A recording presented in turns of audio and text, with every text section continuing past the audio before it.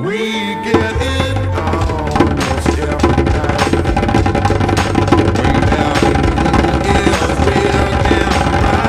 The closer I get to series 1 of this show, the more impressed I am at how the quality of Peep Show was pretty consistent even in its early years. It also makes me wonder if I was maybe too light on Series 9, because after gaining some distance from it and really diving deep into the identity of the seasons leading up, it made me realise just how bad it was. But let's keep things positive, because surprisingly I had a really great time rewatching this series. It's probably the one I was the least familiar with before beginning to review this show. I've seen it a number of times, but for some reason I found myself drawing a blank when trying to recollect anything that happens. Whilst I mentioned previously, Series 3 I believe was when Peep Show became comfortable in its identity, I actually think I prefer this one. Series 2, because they were still figuring things out, has a bit more of an edge to it. Peep Show at its base level is a show that indulges in cringe humour. But we all have different tolerances for cringe. Mark's very normal pooing in Shrooming doesn't make me cringe. It's very funny, but I don't feel especially uncomfortable when watching it. Jez eating the dog,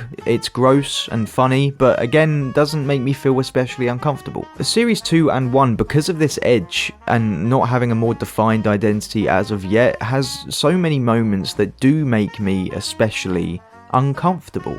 And I love that. I love when a show makes me feel things. It's what art is all about. Dance Class is a great way to kick off the season. It's one of those episodes of Peep Show where so much happens in such a short runtime. There's the Jez and Tony subplot, Mark spying on Sophie as she tries to decide between Mark and Jeff, Nancy's introduced. The pacing and structure of this episode is sublime. As I mentioned briefly in the last video, Mark's obsessing, and I'm not using that word lightly, over Sophie in this series is so jarring compared to how he saw her in Series 4 and some of Series 3. If he knew back when he was trying to break into her email or literally losing his mind trying to get Jeff to punch him, that in a year or so he'll be engaged to be married to her and will be trying anything in his power to stop that from happening, he'd be like, what?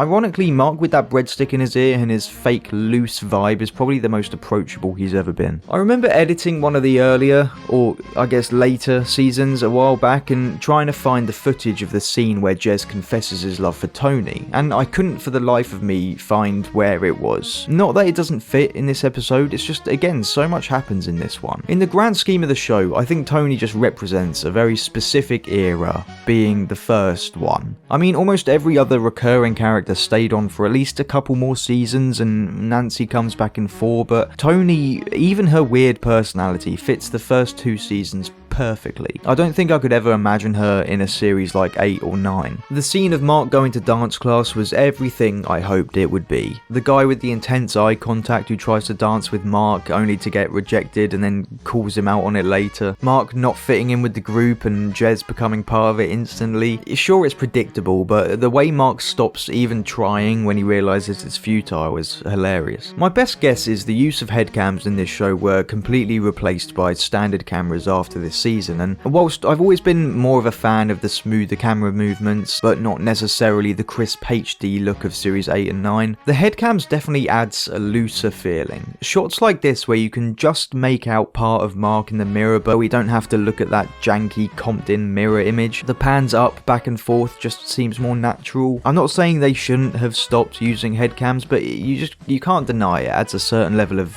immediacy and natural movement that the show goes on to lose. I can't believe Mark went back to the dance class after last time, but Mark flailing around like a fish with arms is delicious. Gwyn is our little one-off character in this episode. As cliche and standard Gwyn is, I think that's kind of the point. He's mainly meant to be a foil for Jeremy and to get with Nancy, and it makes it all the funnier that his dialogue is the most basic, eye-rolly, hippie nonsense. Money's an energy, and lots of it has always flowed towards me.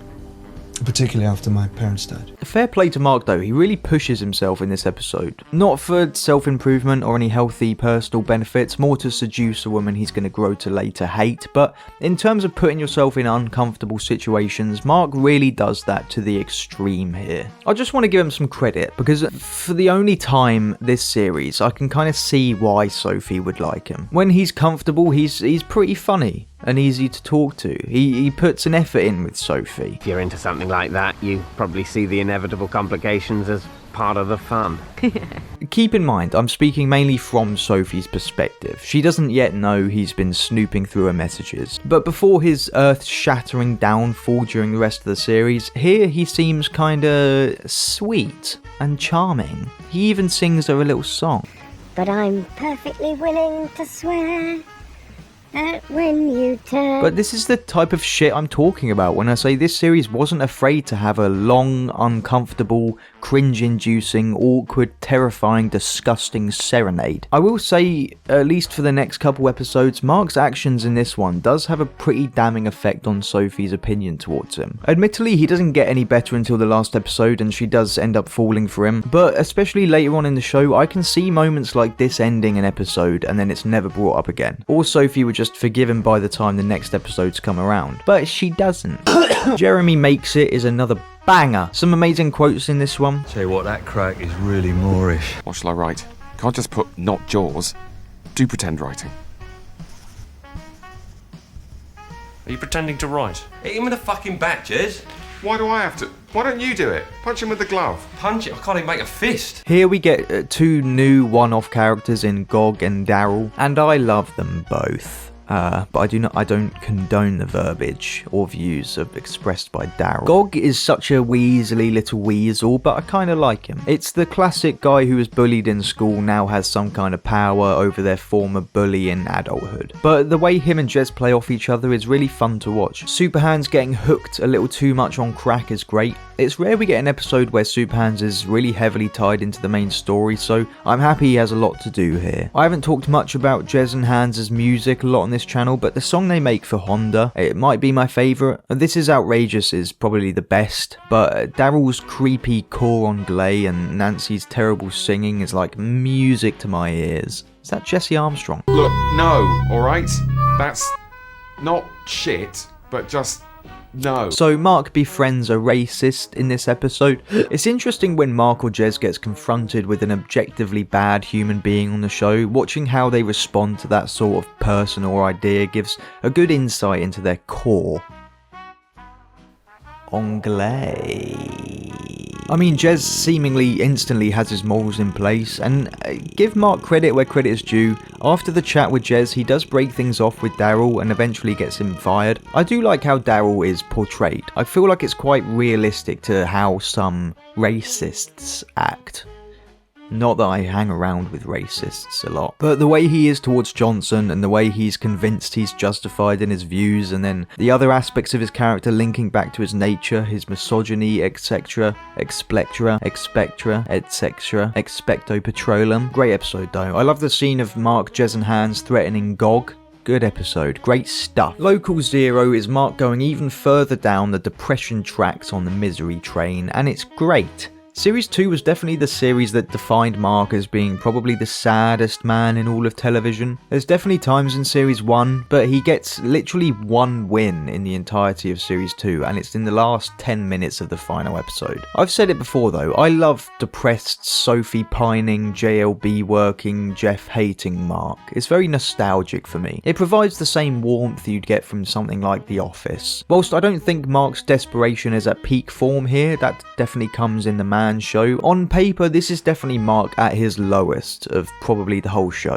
Even the incorrect perceptions of Mark are still right in a way. Sure, he's not an actual alcoholic, but his obsession and self-destructive nature are definitely correlating factors of one. And sure, he didn't try to get Jeff to hit him because of some sort of self-hatred or mental illness, but the reasons for him doing so weren't exactly healthy. I'll speak more on this in my Who's the Worst Human Being in Peep show video, but the older I get, the more I see that Jeff wasn't all that bad. Sure, he hated Mark and said mean things to Mark every now and then, but why wouldn't he? Mark is an absolute freak. Jeff's, he's just a bit of a prick, that's all. But the way he is to Mark at the end of the episode, taking the moral high ground as Mark shouts at him to hit him, he came across quite empathetic in that moment. And Mark came across as an absolute freak. The park scene's really funny. Jez telling Mark Jeff's having some trouble with the Humpty in mini golf, and Mark seeing that as like a small victory. He's truly lost it in this episode. Jez's subplot is fun. It's nice going from Nancy having almost nothing to do in Series 4 to her providing some fun subplots here. Nim, fucking Nim. Hasn't really got much of a character, but he's essentially there to add to Jez's sexual frustrations towards Nancy. I love the subplot of Johnson trying to help Mark with his non-existent alcoholism. I've never heard pour me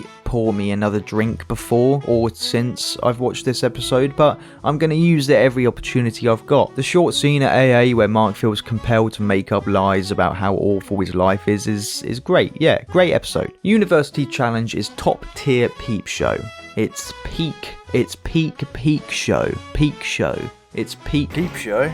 More like peak Shut up, you little bitch. First appearance of April, probably the creepiest thing Mark has ever done. Looking back, it's probably best they don't end up together, because if this isn't stalking, I don't know what is. And also, is it ever stated exactly how old she is? I mean, she could have taken, a year or a couple of years out to get a job at a shoe shop. I mean, a 30-year-old following a fellow 30-year-old is one thing, but if she's 18... Before full maturity? Yeah, I get it.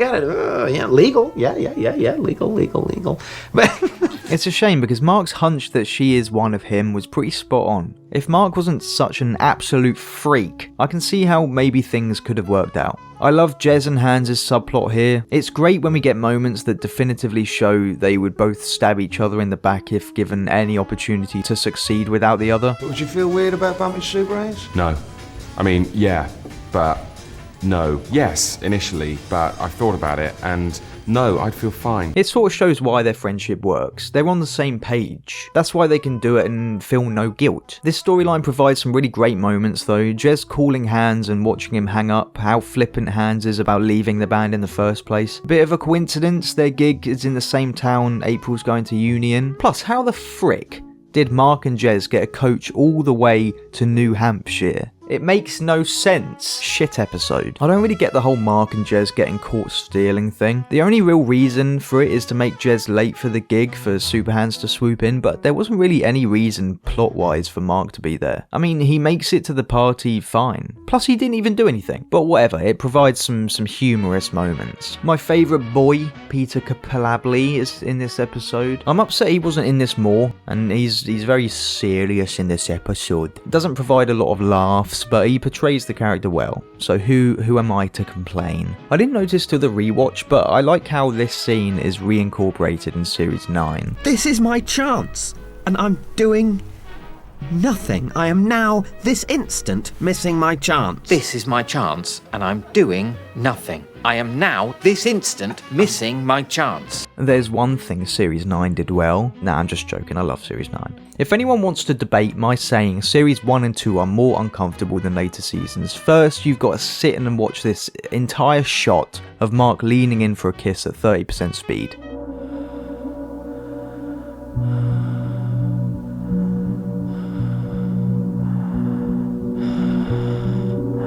Feel him breathing on me. Another one of the most uncomfortable moments for me is Mark leaving the voicemail for Sophie. Very awful. Everything about it. I hate it. It makes me very upset. The Man Zone. The Man Jam? The Man Show is a great episode with a shit title. What's the Man Show? What is it? What does it mean? Both this one and Local Zero are the two lowest rated episodes. I guess some people aren't too into the Sophie, Mark, Jeff love triangle, but I love it. A love triangle where one of the competing men are normal, if a bit of an arsehole, and the other is a sociopathic, obsessive, crazy person is a nice little spin. There are definitely moments where Mark gets a little too intense for it to be funny anymore. I could have done without the close-up self-harming scene that doesn't really amount to much. I mean, could have easily cut it out and it wouldn't have changed anything, really. I don't know for the life of me why Sophie lied about Jeff not wanting her to hang out with Mark. She could have just been honest with him, but hey, maybe Sophie's flawed just like everyone else. I love the aspect of Mark trying to befriend Jeff, looking at the most basic quote-unquote manly things to try and relate with Jeff and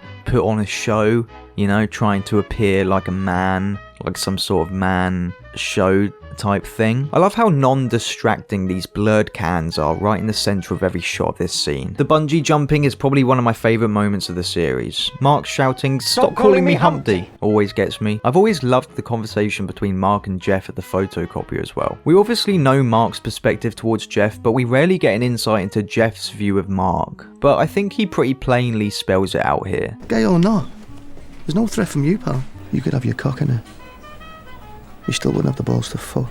I mean, is he wrong, though? Is buying condoms for the woman you love to have sex with the man you hate the most the lowest you can stoop? I mean, Local Zero was pretty bad for Mark, mainly based off of optics, being seen as an alcoholic and appearing on the telly and whatnot, but if you ever find yourself here, then, you know, fucking hell. I can kind of see why this episode is rated so low now. It's some heavy shit. No, now I've said too much, haven't I? Damn these lips of mine. Mark, stop being weird.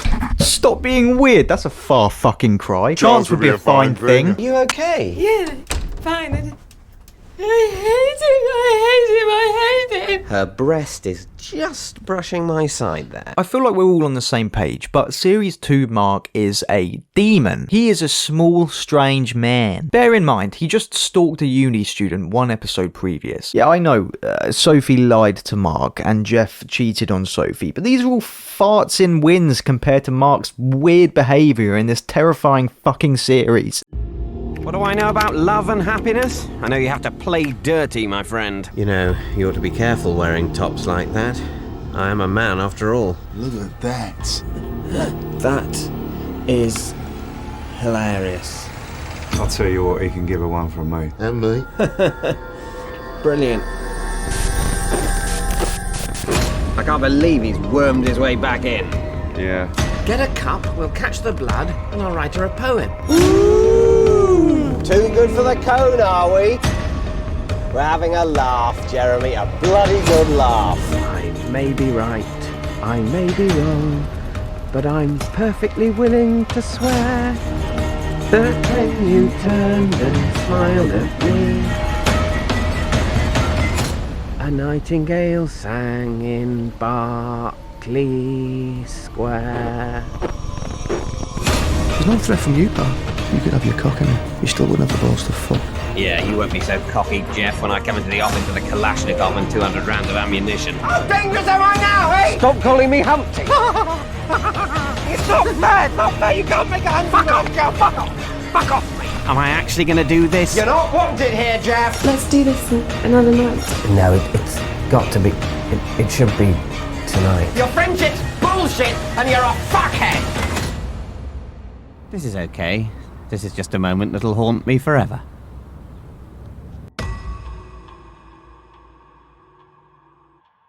I love Jez's little alliance he has with Jeff. Very surprising he chooses Mark in the end, especially with how he's been in this episode. It shows they really do love each other, I guess. Man's show. Mark is a self-destructing little bridge goblin. Wedding is widely considered to be the best ever episode of Peep Show. Oh, it's this one. This is still a pretty strong series finale, and by this point we had so many episodes focused mainly on Mark, it's nice to end the series more on Jez. I can't believe you wanted to meet for lunch. You really meant it about being friends. Of course I meant it, Mark. Oh fuck, run away as fast as you can. They do tone down Mark a little in this episode, focusing on his support for Jez at the wedding and his pursuit of Sophie, but not in a creepy, illegal way. It's nice. We get another deliciously awkward moment when Mark gets forced to speak to Karen. Really painful stuff. I do love how optimistic and happy Jez is in this episode. It's honestly really nice to see, even if it's built on a false narrative. But also, Hans and Mark show they really do care about Jez in this episode. Mark genuinely wants to avoid Jez getting hurt in the long run by breaking up the marriage now, and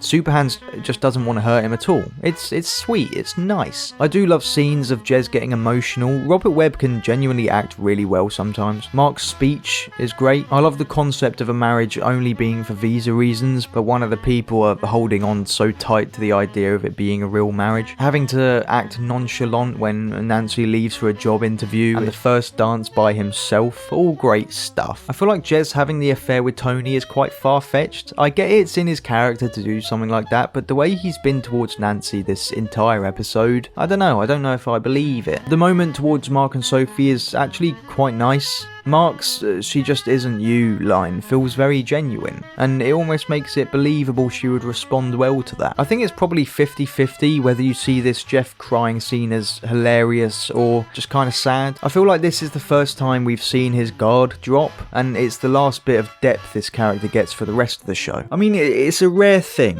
Mark ending on a win and Jez on a loss in the series finale. I think after a series full of losses for Mark, he was definitely owed one. Jeremy, I mean, I don't know if he deserves it. I guess him and Nancy were in a relationship, but she did make it very clear that the marriage meant nothing, only to change her mind after Jez slept with Tony. I don't know, it's confusing. The wedding photos added to the credits I really love. It's the first and last time they ever do anything like this, but I thought it was really funny. But yeah, really, it's a really solid series of Peep Show. I enjoyed it. I thought it was good. Come back in either a couple weeks, couple months, or a couple years for series 1, and then we're done, and then we're finished. We're done forever. No more series of Peep Show. We're done forever. You can all go home now. No more. We're done forever. See you later. Oh shit.